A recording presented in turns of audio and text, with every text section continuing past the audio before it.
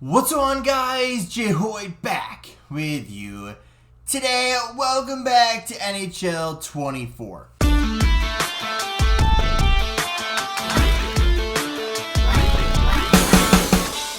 We are back here on Online versus securing another win. Today we were using the Washington Capitals. Now, yes, they did get eliminated out of the playoffs from the New York Rangers. They got swept 4-0. And I know we made a video similar to this last time, and it was regarding both the Pittsburgh Penguins and the Washington Capitals. And when we made that video, it was both at a time where Pittsburgh and Washington were both struggling big time. Now, I mean, struggling, like they were not close to the playoffs, or at least like they were struggling hardcore to get close to that bubble mark. And this off-season, or not off-season, but this off-season, the post playoffs here is going to be big for the Washington Capitals. Now, something I had mentioned and was talking about in that video was, if you didn't watch it, you should have, just saying. But if you didn't watch that video, what you missed basically was like, what do these guys do, right? We're talking about Washington specifically in this video because Pittsburgh didn't make the playoffs. But we talked about how, if you look at the Washington roster, right, before kind of this year, and let's just jump back a couple of years, where they had Ovechkin, they had Backstrom, they had Kuznetsov, they had Oshie, they had Tom Wilson, they had I'm trying to think of who else they had on their team, but John Carlson, they had Dmitry Orlov was pretty big for them. But you had all these like decent players, and they were competing, right? Every single year they won the cup. I think it was 2018, I think it was. So you won a cup, you did it, but then after that you haven't won, I think it's haven't won a series, if I heard that stat correctly when I was watching the broadcast. But you go into this offseason, and I'm looking at the cap-friendly page right now, and I'm looking at all of their contracts, and I'm looking at their team kind of on paper, and now we're at a point where they don't have Backstrom, they traded away Kuznetsov, and they're stuck basically with aging stars. Or not, I shouldn't even say stars anymore, they're still kind of stars, but aging players that are all making a decent amount of money. And what I mean by that, so when I look at this cap-friendly page and I'm seeing this, right, you see Ovechkin, so 23-24 is this year. So going into next year, 24-25, so specifically this second column, you have 2 more years of Ovechkin. You have 1 more year at TJ Oshie, where he's definitely not going to be making $5.75 million. That's for sure. Obviously, Ovechkin's under his huge contract. First year of Tom Wilson's extension will be started at $6.5 million. You have Dylan Strome, who you locked up, who honestly has been a really good addition for you, being basically your top line center as a 3rd overall pick. I'll say bust, but kind of figuring it out now, so not so much of a bust anymore, but earlier in his career didn't really live up to those expectations right away, I guess I'll put it that way. But then you have Max Pacioretty, who will probably test free agency this year, as well as Sonny Milano, who's kind of like a depth scorer for you, as well as Nick Dowd, who is a 4th liner. But then Kubel's out of a contract this year. Connor McMichael will probably get a qualifying offer. For whatever reason, you signed Protus to, I think it was like a 6 or 7 or 5 year or something deal, $3.3 million. Like, absolutely insane of a deal that I would never sign a guy to. Then you have Scarbosa, who's under a 2-way contract or whatever that is, as well as some guy I've never heard of. So as far as your forward go, if you're going to try to retain some of these players and keep what you got, then you got a little bit of work to do. But we're going to talk about what they should do afterwards. But then looking down at their defense, they actually pretty much keep their core together, which is kind of nice, where, you have some players here. You have John Carlson for, after this year, 2 more years at $8 million, which is a lot, but, still whatever. Then you have Nick Jensen, our contract for just above $4 million for the next 2 years. Van Riemsdyk for another 2 years at $3 million. I always forgot how to pronounce his name. But the next guy, 2 more years at $2.675 million, as well as the first year of Rasmus Sandin's contract at $4.6 million, as well as one of their younger defensemen, Alexiev, 1 more year under his, I think, entry-level contract. I could be wrong about that one. But then also you have Darcy Kuemper, who basically lost your starting job to Charlie Lilligren, who was their starter in the playoffs but did lose all 4 games. So if you're going to try to cap manage a little bit, moving Kuemper might be it, or buying him out would be that'd be a lot of money in dead cap. But potentially want to shed that contract if need be. If not, go into next year and figure it out from there.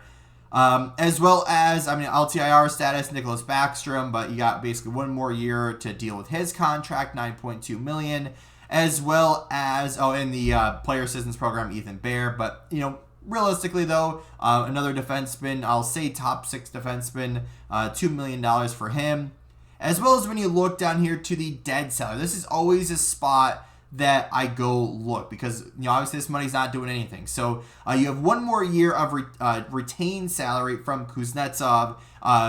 Edmondson's contract will go off the books this year, as well as Anthony Mantha. He got traded to Vegas, so that will come off the books this year. So what is that math quickly? $3.6 million, I believe, if I'm mathing correctly. So you're going to have some money. And, given that you have your defensive core locked down, you have your goaltenders locked down, because he also has a modified no trade.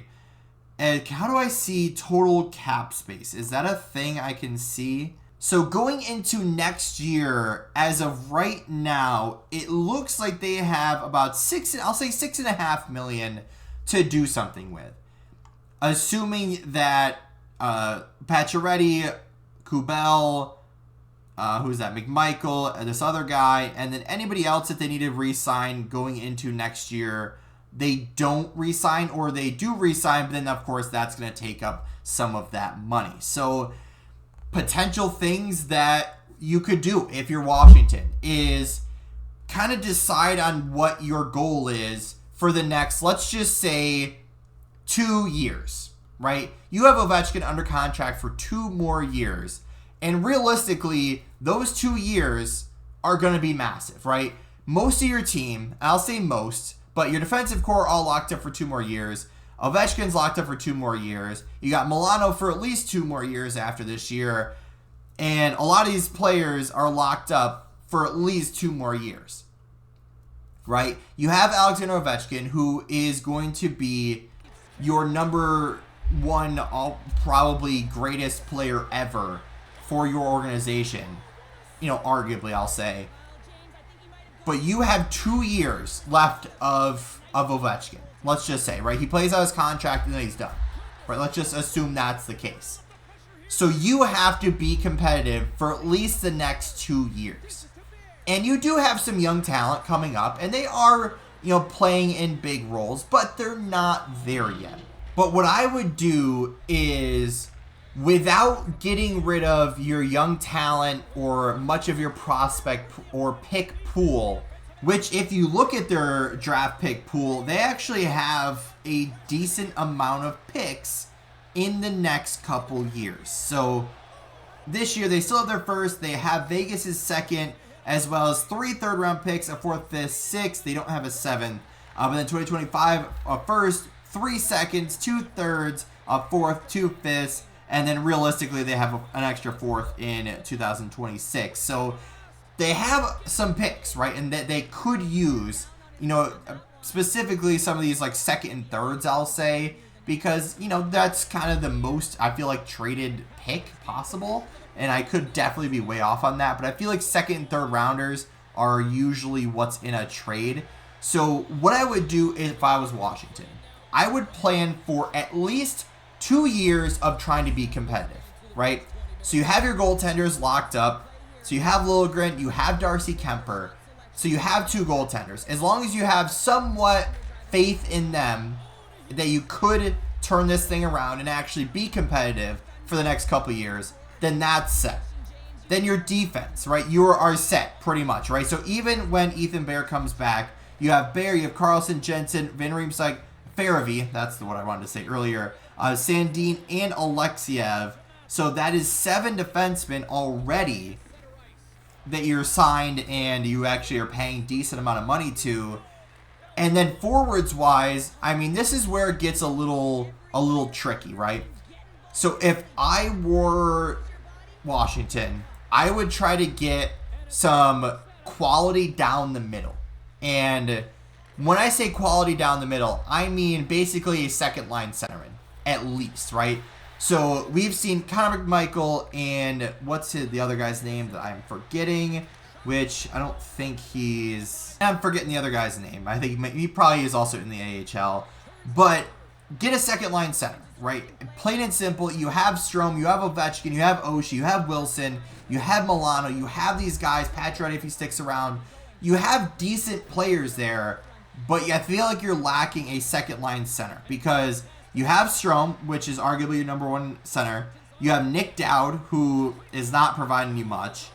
Then you have Connor McMichael, who says left wing, but I think he's a center. I could be wrong about that. Protas, which I'm not exactly sure what he is, but he has all 3 forward positions listed there, as well as Scarbosa, who I think is just like some random AHL guy, as well as Mallenstein, I don't really know, but some other random guy that has center there, which I don't believe any of those guys are a second line center. So overall, what Washington should do is trade away Protas, try to get a second round or second line centerman. If they needed to ditch some salary, TJ Oshie might be that guy. That would free up a good amount of money for them. You know, once they get their team back, they really need to focus on, I'll say 2 years at least, because at this point, it almost kind of seems like the only reason Ovechkin's still playing is to get that goal record. And then once that happens, I almost feel like he's going to be done after that season, which arguably might be after this contract, right? He might just be done after this contract. Maybe he goes 1 more year just to push it a little bit farther, but you got to think, right? That's a huge contract. He is a legend, obviously. I think it's 41 goals off from the all-time goal mark. And he's 38 years old, so you're kind of at the end point of your career. You got one thing left. Other than trying to win a Stanley Cup, you have 1 goal left. And that's the goal record, if you're Ovechkin. So somehow, some way, Washington has to be competitive for 2 years, assuming Ovechkin gets the goal either next year, or the goal record in the next year, or the year after. Then it might be time to go full rebuild mode, trade away the old people, you know, bring in the youth, bring in the prospects, you know, and just go through that whole process. They've won and been competitive for so long that it's time to bring in the next generation of young talent into Washington. And it sucks, but at the same time, you can only do so much. But with all that being said, guys, thank you so much for watching. Thank you for all the support on the channel. Let me know what you guys think down in the comment sections below. What you guys think about the Ovechkin situation. You know, how long do you think he's going to play for? What should the Capitals do? Because realistically, I never really mentioned it in the video, but trading him, I don't think, is even in the cards for Washington. I mean, that's a big salary, and what are you going to get back for him? Because he's a legend, but he's declining, so it's hard. But subscribe if you haven't already, and as always, guys, we'll see you in the